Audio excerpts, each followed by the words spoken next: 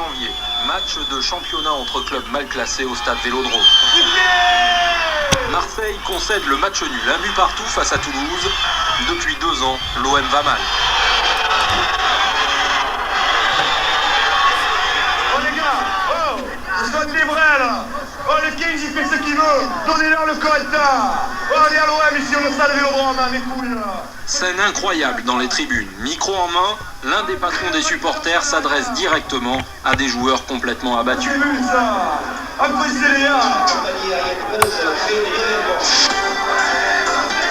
La Canebière est en ébullition. Ils sont désormais en position de relégable. Belle bouillabaisse. De contre-performance en contre-performance, l'OM a fini par plonger toute une ville dans la consternation.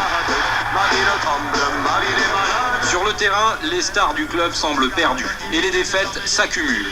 Il n'y a pas si longtemps encore, les adversaires de Marseille tremblaient à l'idée de défier une équipe soutenue par son public de feu.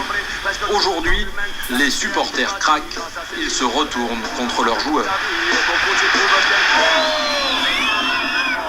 Oh quel maillot vous portez Élie. La vérité Nicolas. Allez s'il plaît, allez. Les soirs de match, la colère ne retombe pas au coup de sifflet final. À la sortie du stade, on l'entretient dans les bars du centre-ville. Ici, le football est une affaire sérieuse. Quand l'OM ne gagne plus, c'est toute la ville qui sombre dans la déprime.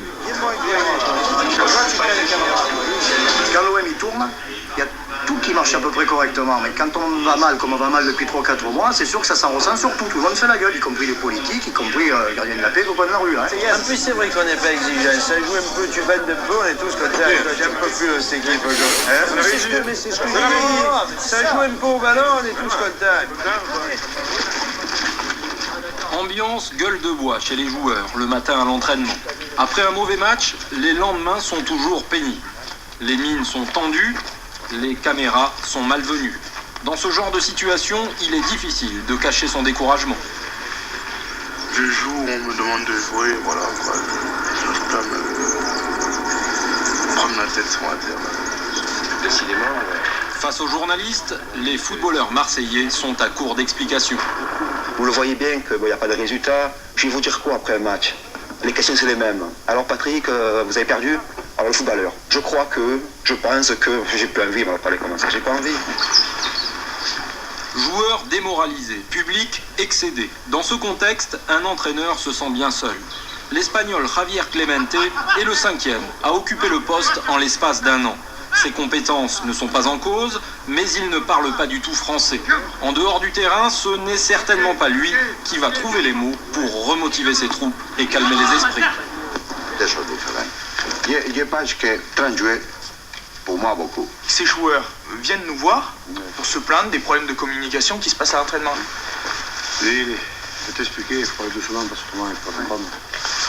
Oui, t'explique que Jamel, pas parler mal de toi. Hein. Ah oui, non, dire que le problème de communication, Un relais. pas problème. La communication, est un peu plus minute. Vous comprenez? Non. Un peu long. Pressé. Un peu long la communication, mais communication. Défaite en série ou problème de communication, les Marseillais continuent pourtant à se rendre au stade. Ils sont 50 000, semaine après semaine, à espérer un miracle. Ils attendent surtout que cet homme remette l'équipe sur le chemin de la victoire. Homme d'affaires irrésistible, grand patron d'Adidas, quand il est arrivé il y a 5 ans à la présidence de l'OM, Robert Louis Dreyfus avait promis d'installer solidement le club parmi les grands d'Europe. Aujourd'hui, comme tout le monde, il trépigne et souffre devant les difficultés que ses joueurs rencontrent sur la pelouse.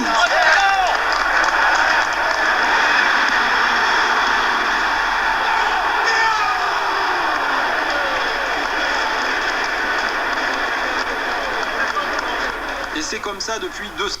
Robert Louis Dreyfus a investi 800 millions de francs de personnel dans une équipe qui ne décolle plus du fond de classement.